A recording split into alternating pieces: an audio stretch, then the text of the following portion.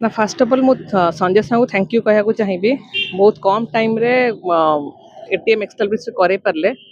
आम staff student बाहर लोक भी असुराली सब ये बेनिफिट हेबे। एक्चुअली इनट्यूट बेस्ट इनट्यूट बहुत पुराणा अपेक्षा गोटे थिला आज एसबीआई तरफ गोटे एटीएम हो प्रिंसिपल सर जो मत कहले मुझे केते शीघ्र हो पार इनिशिएशन नहीं कि आज से एटीएम टा आज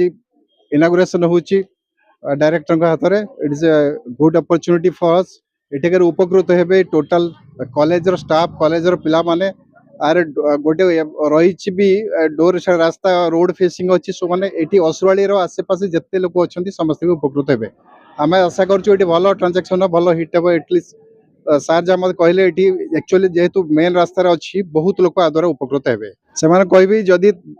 जदि दरकार अच्छी कहीं रास्तार एटीएम ना जहाँ जानी ये आखंडवाणी छक पर धूसरी मझे एटीएम कोड ना तेणु यहाँ को आम ये लोक कलु इन्यूट तो बेनिफिट हे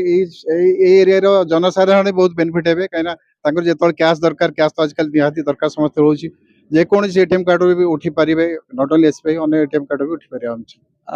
मु प्रथम तो आपनकर जो चाणक्य न्यूज एवं एटी न्यूज को बहुत बहुत धन्यवाद देवी आज गोटे शुभ अवसर आपण मैंने पहुंचती।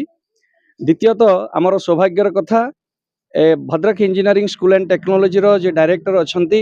डॉक्टर बनजा प्रियदर्शनी विश्वाल सी आम गहन उपस्थित रहिले आउ बहुत बहुत धन्यवाद देवी आमर जे चीफ मैनेजर अच्छा एसबीआई भद्रक संजय सार से एते अल्प समय भितर यहीटा को आमर एस्टाब्लिश करछंती सेतिपय आमे अशेष धन्यवाद दोस्त कहबार कथा या 2009 मसीह यही जो अनुष्ठान स्थापित होती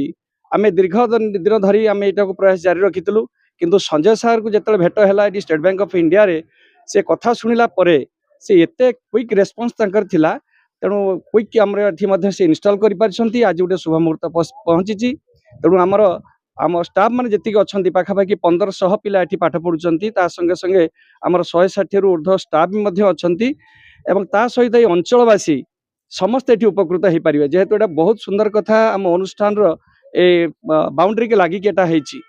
आउ चेयरमैन सार जो डॉक्टर मनमथ कुमार विश्वाल से यहाँ को बहुत भावनार सह कर अंचलवासी उपकृत हो केवल आमर अनुष्ठान उपकृत न हो से उद्देश्य नहीं से आपण मैंने देखिपे यहाँ पूरा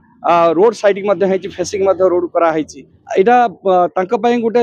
कथा कहबी या जो मैंने आमर बाबा आरडी पीठ को जाऊँच से रास्ता यहाँ पड़ुची जो मैंने बाटे जाऊँच एटीएम कार्ड धरिकी से आसतु यही मध्यम आपण माध्यम जिते भी गणमाध्यम शुणुंट देखुंट समस्त को विनम्र अनुरोध करी आजिकल जो ट्रांजेक्शन आम कैशलेस जोटा हूँ अजथारे पैसा धरिकी से न आसतु एटीएम धरिकी आसतु आराम यार फायदा उठातु।